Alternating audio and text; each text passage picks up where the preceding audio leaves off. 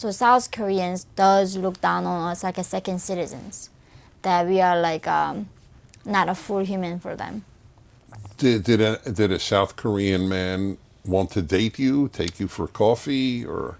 Yeah, South Korean men actually like North Korean women, because North Korean women are traditional. The South Korean women don't want to have kids. They don't want to even get married. But North Korean women still think having children and having family is important. So actually, women have much better time in South Korea, because South Korean men, they're conservative men, well, North Korean women, but then North Korean men are too rough for South Korean women.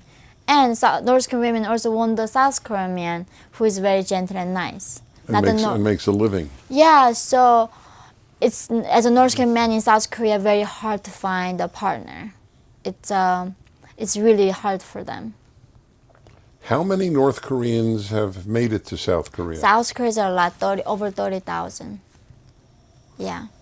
Well, it's a lot and not a lot. Yeah, it's 75 years. Yeah, exactly, in 75 years. Yeah. So you are now how old? What, about 17? I am 27. No. At this By point, then in this story. I was still 15 or 16. South Korean age was 17. Yeah, 17. Yeah, so right. So you're 17, alone. Did you make any friends? I tried. And then as soon as they found out that I was North Korean, they literally called me in the middle of the night. Like, why are you a spy? Why are you friends with me? So the discrimination was impossible. Really? Yeah. So what about a man friend? I mean, they were fine. Was that possible? They were fine, but by then I was so traumatized by men in China. I would think so. I would never date anybody. I would not have any romantic. I'm surprised that didn't remain a permanent part of your life. Thank God it didn't. Exactly. It took some time. I wouldn't say that it took one day, but I think it took but remembering my father was a man who was my hero. Like, he was the most selfless person I've ever met. I think when you're in the safe place, you can have perspective, right? And you don't have to think for your survivor. So when I was being in America, being safe, and thinking about all the good men that I met in my journey, that really helped. Okay, so how did you get from South Korea to America? So I had a speech that I gave in Ireland, Dublin, where it's an international conference. I gave my first speech there. Why did they invite you? So this is called the One Young World Conference. They bring all the world young leaders from all around the world. And they asked North Korea to send their delegation, because it's like your youth Olympic for the youth leaders. And North Korea says we can only send 3. It's like why? Because they have to spy on each other. So if it's 3 of us here, I spy on you. You spy on Megan, Megan spies on me. So if I'm being so nice, I'm not gonna report on you, but I know that I'm being watched by her. But then you're also watching her. So we are being spied, you're spying. So they say, at least you gotta send 3 to spy on each other. So they said, okay, then why don't we sponsor 2 people and you sponsor 1 person to come to this conference that world joining? And they said no. And that's like, okay, then we are gonna find the North Korean defectors. And that's how they found me. Because North Korea. Were you officially a North Korean delegate? There I was. So I was in Were you? Yeah. North Korea would not accept you. No. So I was not representing North Korean the regime. You weren't, but you were a North Korean young person yes. there. Yeah. So you gave a speech in Ireland. Yeah. And? In what language? In English. Where did you learn English? I taught myself. Well, your English is superb. You taught yourself in South Korea? Mm-hmm. You're an exceptional human being. Oh, thank you. No. It's not even a compliment. It's just a fact. So you gave the speech in Ireland, and then what? That was viewed by almost 1 billion people. That broke the internet.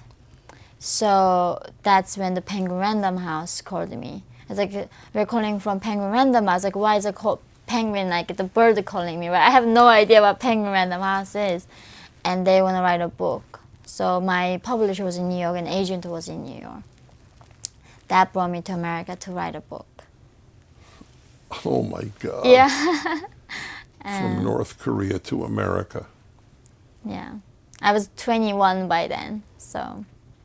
And then you stayed. And then I joined the Columbia University, so that's how I stayed even longer. Which brings us to the very, very serious topic of what you were studying at Columbia. Yeah. So you enrolled in Columbia University, and I should let you say it, but I'll just let you comment on it. Is it fair to say that, to your shock, you spent the next few years hearing how bad America is? Yeah, not only that, they are the source of every problem that humanity got.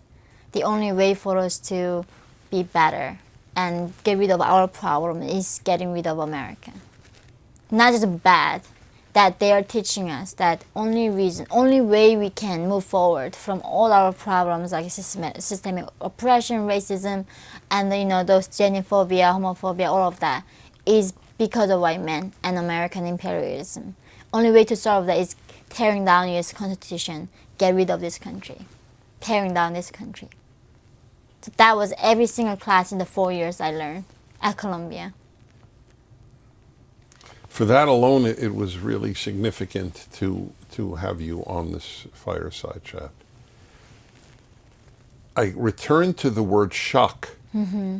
You know evil. You know the good America has done. Mm-hmm. And then you come to an American university to hear that America is evil. Yeah. So you must have thought, this is another planet. Yeah. Planet A, North Korea. Planet B, South Korea. Planet C, America. Yeah. Or at least an American university. Mm-hmm. Did you ever speak up in class? And I'm not saying you should have, but I did have you tried many times. and say, I don't know what you're talking about. You people don't know what you're talking about.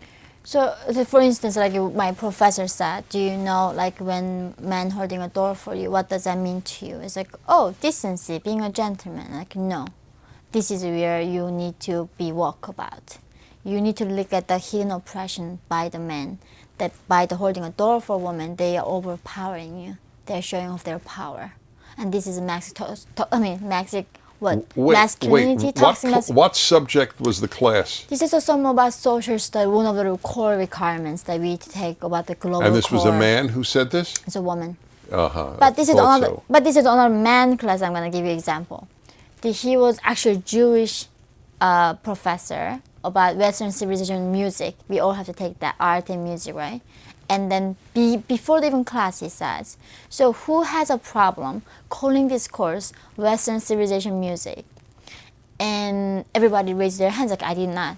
And then there's like, do you know, because of these bigots, that white men silenced so many women and the people of color, then now we have to study this unbelievable Mozart and Beethoven, this like a white supremacist. And it's unbelievable Columbia is requiring this class as a mandatory core for you guys to study. I cannot believe this word. And this is a professor who's Jewish, by the way. So nothing against him, but the thing is... I have a lot against him. So I'm Jewish and I'm embarrassed. So I hold on hand and I asked him, like, after all, we are in the West. And in Korea, we learn Korean musicians, American musicians. So we are trying to be open-minded and global-minded.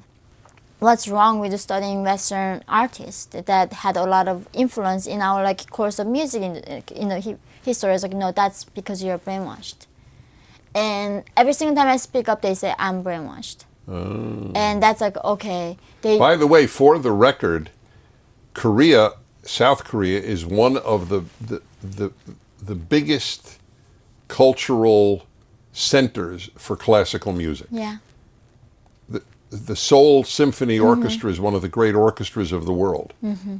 And they're playing Beethoven. Exactly. And not because Koreans believe in white supremacy. No. They believe in the supremacy of excellence. Absolutely. I mean, I never thought, studying Beethoven, listening to Mozart was a sign of white supremacy. I just never thought that was it. You have to go to Columbia, where I went.